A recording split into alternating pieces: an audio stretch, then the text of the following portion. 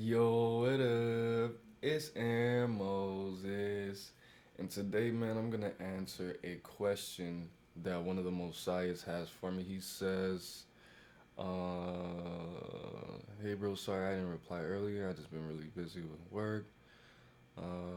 Okay. Well, I just haven't been very happy lately. Like I used to be really confident when I talk to people and so on. But now, when I talk to people, I get very nervous, and I don't even know why. Like, I get this deep feeling in my chest. So I try to take deep breaths to make it go away, because that used to calm me down. But yeah, I don't know. I just feel like I have this negative energy hanging around me, and I don't know how to shake it. That probably sounds crazy, but I don't know how else to explain it. I've never felt this way before, and it worries me because I just want to be the real me and the one that is confident. But I've just got to find a way to reconnect with myself somehow. And he says he's 19. Hold on. Says he's 19. So, bro, number one, you've acknowledged that you're having problems in your chest. What's in your chest? Your lungs and your heart, bro. And you just expressing that you're having these issues is putting you in place to treat them and cure the issues. Okay? They say true wisdom is in the heart. And I went to my ancestors and I read some books. Well, not some books. I read like 20 pages out of a book just this morning. And it really triggered me to make this video, man. In the book, what was really important is that it said the truth and your breath go hand in hand, and you regulate your mood with your breath. If your truth is off, your breath is going to be off, your mood's going to be off. If your breath is off, your truth's going to be off, your mood's going to be off. It's a cycle, bro. So you acknowledging, which is awesome, that you doing these breathing techniques isn't working. You know why? Because in your own life, when nobody can see you, you're not living in your own truth. You're not doing things that are making you confident. Now, I remember being 19. It was awesome. But I was not living my truth. I was lying to myself constantly. I was being driven by this image, by this money, by this music. I wasn't living my truth. Did I have anxiety? No, because I was always drugged up, bro. Which I definitely don't recommend. If I wasn't drinking and high all the time, I would have been very nervous as a person. Very, very nervous. When I wasn't, I mean, I was a normal 19-year old, I suppose, but it was nothing compared to what I could have been had I been sober all the time. So you you need to be on your purpose, bro. What do you do with your time when you're alone? Do you read? Do you volunteer your time at homeless shelters? What do you really want to do? You're 19, bro, so you're limited. It's not like you can go. I mean, you could do anything you want except for like rent a car or whatever. But or wait, you can't go to bars and drink alcohol. So you're 19, bro.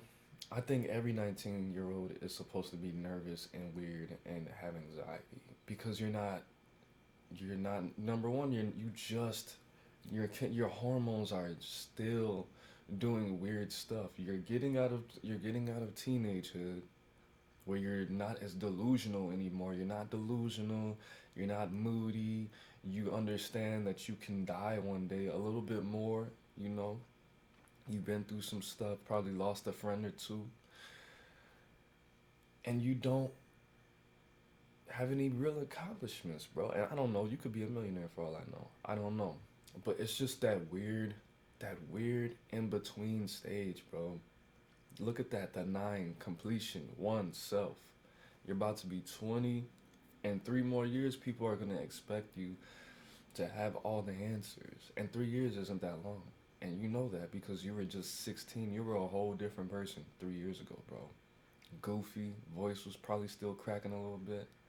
You know what I'm saying? But another thing I want to offer you is this, bro. You can do number one when you wake up. I want you to do breathing exercises, grounding exercises, and some kind of affirmation. Okay? Breathing exercise, breathe in. Hold it, breathe in for 6 seconds. Hold it for 6 seconds. Exhale for 6 seconds. Now, there's something called yogic breaths, YOGIC breaths. Well, basically, what that is you expand your stomach. Don't breathe in your lungs. Breathe in your stomach. If you do this long enough, you're just going to be automatically breathing in your stomach, and you're going to have to shut it down. It's going to be natural to breathe in your stomach. That's actually the more natural way. We have been programmed, we as human beings have been programmed somehow to breathe through our chest. That's not the appropriate way to breathe. You got to breathe with your diaphragm. You got to expand your stomach as you breathe. All right? Expand your stomach as you breathe. Hold it. And then contract your stomach. Push your stomach in. And hold it as, don't hold it as long as you can. Just hold it for that 6. If that's uncomfortable, hold it for 5. If that's uncomfortable, hold it for 4. Then you have to exhale for 4, 5, or 6. Okay? Preferably 6. So you'll inhale for 6, hold it for 6, exhale for 6. Okay?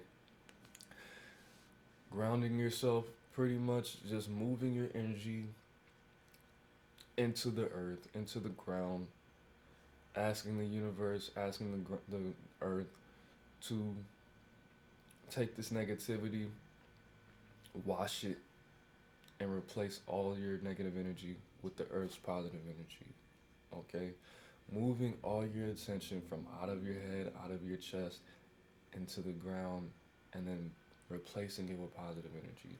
And whatever affirmation that you want, man, you could say, I am more confident today than I was yesterday, and I will be much more confident tomorrow. I am confident like a lion is confident. Okay, you see how it just automatically made me smile, bro? That's what it's supposed to do for you. Now, if you could say whatever you want. Just don't say I am not nervous. Don't say I am not nervous because you're putting emphasis on your nervousness. Okay, don't say that. Lie to yourself. Even better, look in the mirror. Okay, whatever animal, if you think wolves are the most confident animal, if you think freaking dolphins are the most confident animal, killer whales, whatever. I am confident as a killer whale. Boom. And then the last piece of information I want to give you, man, like I said, you living your truth and you speaking wisdom and seeking that wisdom and doing things that make you confident indoors and outdoors, in solitude and in public, is going to give you that confidence, bro. It's going to give you that. It's going to reprogram your heart. It's going to change how your heart beats. If you, for example, bro, if you do push-ups, if you work out your chest muscles while, let's say you record your affirmation for 10 minutes. If you do push-ups while while you listen to that affirmation, that's reprogramming your heart, bro. I'm confident like a lion. I'm more confident today than I was yesterday. I'm even more confident tomorrow. I'm confident like a lion.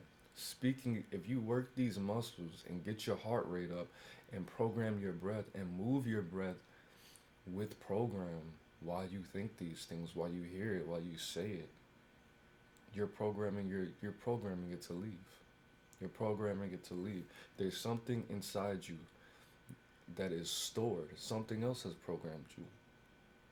It's stored in your heart, it's stored in your lungs, and it's manifesting in your social interactions. You can even, one more thing I'm going to say. You said it's like this negative energy around you. It could be possible. Well, you don't even, the first thing, let's say there was negative energy around you. Let's say you broke some little girl's heart when you were like in 4th grade or something. She grew up and she learned magic. Let's say that, and she's sending you negative energy, like in that one romantic movie, right? Everything I'm teaching you is about being proactive and having spiritual and mental defense from that anyway. So even if it was some negative energy from a past life, let's say, this will protect you. But like I was saying, if you feel this sensation, let's say today, let's say is you're watching this and it's nighttime, or let's say you're watching this and you're in the middle of class somewhere, and you don't have time to do all that right now, but you know you have to interact with at least 15 more people before you go home. When you start feeling that nervousness, you could say, I'm sorry, I'm a little nervous, or there's something on my mind, I'm a little nervous. People are naturally, first of all, everybody knows a little bit that you're nervous. That's what our brains are for, to be able to sense people's energies inside their brains. So there's always going to be something a little bit off. If you call it, if you say it, people are going to give you that positive energy. Especially a female, bro. Especially a female. They might smile, they might think it's cute, try to touch your shoulder. Don't be nervous. And they're gonna empathize with you. And it might go away, it might not. I had real, this is probably twice in my life. Twice. Horrible anxiety. Once was when I was in high school. It wasn't ongoing anxiety, it was only when I did stuff. And then when I was like 21, when I moved back to Atlanta. In high school, I don't know, I don't remember. I remember the first time I felt it when I skipped class to talk to this girl, and this dude walked up. I skipped class to go to her lunch period, and this dude was at the table, and I just felt so anxious, bro, because I felt like I had to compete, and she was like really happy to see me. She really wasn't into the guy, but he was just so confident in talking to her, and I was just like, I was nervous, bro. I couldn't even hold my head up. I had to lay my head on the table. And I couldn't even just get up and leave, bro. Like my stomach was all funny, my legs were shaking, my head, it was jacked up. And the second time was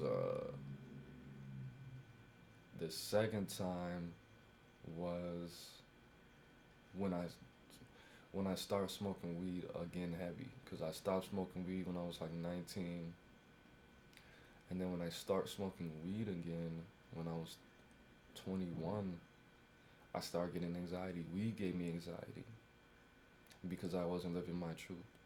Now, the first time in high school, how I got over that, and it was only for that one girl, bro, and she wasn't even that pretty. I don't know why, but when I saw what relieved it was when I saw literally, bro, a thirsty pack of hyenas surrounding this antelope. It was literally, bro, like 5 or 6 dudes standing around this little short Mexican little girl. And she was laughing, and they were all, so, you want to be my girlfriend? What's your number? They were all seriously doing this, bro. And I walked past her, and she looked at me and took a step towards me, and I was like, you got all these dudes, some more handsome, some big, not more handsome, at least somewhat as handsome as me, and swole football players, and she was just looking at me. And she was looking at me like, you don't want to come talk to me too? And I was just thinking, you got all these dudes' attention and you still need my attention. You still want more. No, that's how I'm thinking now. When I was a teenager, I was thinking, but I didn't show it. I was thinking, you want to talk to me? You want me to walk up and talk to you? But look, at the time, I didn't like to deal with competition, especially when it came to women. If any, that was the only thing, bro. If you wanted to get my girl, you could have her, because I'm not about to compete with you for this woman, bro. It wasn't, oh, well, let me step my game up and go harder. It's me, it's Aaron. This is before Aaron Moses. It's Aaron. Why would you? I'm not about to fight for you. So take it, bro. When I saw that this chick was surrounded by these dudes, that's took my anxiety away because she still wanted me. And then at 21, everything gave me anxiety, bro. When I saw the bus coming, I'll be high or sober, mostly high. I would just start shaking, bro, for no reason. And I took the bus every day. When I would walk to work, I would be nervous, very nervous. When I was at work, it was just horrible, bro. And it only went away when I stopped smoking. I stopped smoking. Actually, I cut it down. I didn't stop because I used to smoke a lot. At first, I drank a lot and took pills, and then I threw up at work one day, and I was like, nah, I can't do this. Then I weaned myself off. I used to drink like a piece of some kind of tall can, and then I would smoke, and then eventually I stopped drinking as much, and I started smoking a lot more. So I went from one poison to the other poison, and the only way my anxiety went away is for me to stop doing both. And it almost went away all the way until I met this girl, and she stressed me out so much. And I went to jail right before that for 4 days. She stressed me out so much. I started drinking even more than before. So you have stress, anxiety, and nervousness because you are not living your truth. You are not on your purpose. You're not as accomplished as you want to be, which is fine. It's fine. But think about it like this, bro. You will never be able to be satisfied in life. That is genetically impossible. If people were able to be satisfied, then everybody would eventually commit suicide. If your goal is to make $1 million in a year, when you get there, all the work, the blood, sweat, and tears, it's not even gonna feel like it's worth it, bro. Then you're gonna want 2 million, then 3 million. There's a few people in this country that I don't admire at all that feel satisfied because they're going against their own nature. Those people live in the country and they take it easy and they sit on the porch and smoke cigarettes. They think their life is over. They just want to enjoy the rest of their lives on vacation. A lot of these people, they don't just live in the country. Some of them live in the city. Some of them live in the suburbs. A lot of these people, when they get to be about 60, they're going to be stupid, bro. Because they don't learn, they don't read, they don't exercise, they don't do anything new. These people have had the same haircuts since the mid 80s. They dress the same way. They use 70s slang. The newest slang that they use probably comes from the early 2000s. Okay? You don't want to be that person. You don't want to be that person, bro. I'm not saying, but that's living in a form of depression, bro. The opposite of life is not death. The opposite of life is stagnation. These people they made all their money and they whatever. They accomplished what they wanted to accomplish. They got 4 kids, all that cool stuff. But ultimately, bro, I don't think you should take it easy. I think that you are mentally and emotionally taking it easy right now. And that's why you're stressed out. That's why you have nervousness and it came out of nowhere. Because now, bro, you're still a kid right now, but you're not a teenager. You're making that transition and it's weird. Because people might expect things from you that you're like, well, I'm only 19. I thought the same thing. But that's no excuse, bro. Like this one dude, when I was 19, this dude was a CO at Cook County Jail. And he said something and I was like, cause I don't have money. Oh, you know what? I was in jail, duh. And my bond was only $125. And I was like, man, my people won't come bomb me, y'all. That's only $125. And he was like, man, they got stuff to do. They got bills to pay. I was like, but I'm in jail, bro. He was like, "You don't got $125?" I lied, because what am I gonna say? I sell weed, you know. And I was like, "Nah, I don't got 100." He was like, Why don't you have $125? How come you don't got no money?" And I was like, "Cause I'm only 19, bro." And he was like, "When I was 19, cause you 19. When I was 19, I had a beach house in Florida, a car, two cars, three cars." I was like, but yet you're a CO right now. You're a CO, and your job is dangerous, and you can die one day doing this job. But at the same time, bro, this is where you take total control. This is where you take total control. You got all this teenage energy. You still got a lot of things going for you, bro. Use it. Use it. Use your anxiety and your nervousness and all of that as motivation to build, to read. I can tell you three things that's going to help you immediately overnight: reading for at least 40 minutes, working out for at least 15 minutes intensely, and doing some kind of research on how to make more money from home. Some actual research, or you know what, better yet, not that. Looking up automatic investment plans, different type of stuff, financial information, bro. Uncommon financial information. Knowledge is confident. Knowledge is power, bro. Knowledge is power. The more knowledge you have, the less reason that you have to be anxious. Because the more that you can do, the more that you know, the more potential you have, right? It's not about the amount that you know, but the uncommonality of what you know,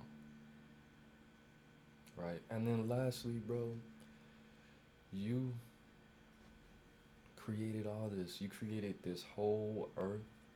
You created all the stars. You created all these people. Why would you be nervous? Why would you be nervous around somebody or something that you created? You're God, bro. When you die, you're just gonna wake up like, damn, that was weird. Because this is all an illusion. It's a dream. It's a dream. You created all this. This is a simulation. It's a hologram, bro. Don't be afraid of something that you created. That's just foolish. But that's it, man. Life is in the breath. It's Aaron Moses. I'm the bang, you the bang, we the bang together, man. Peace.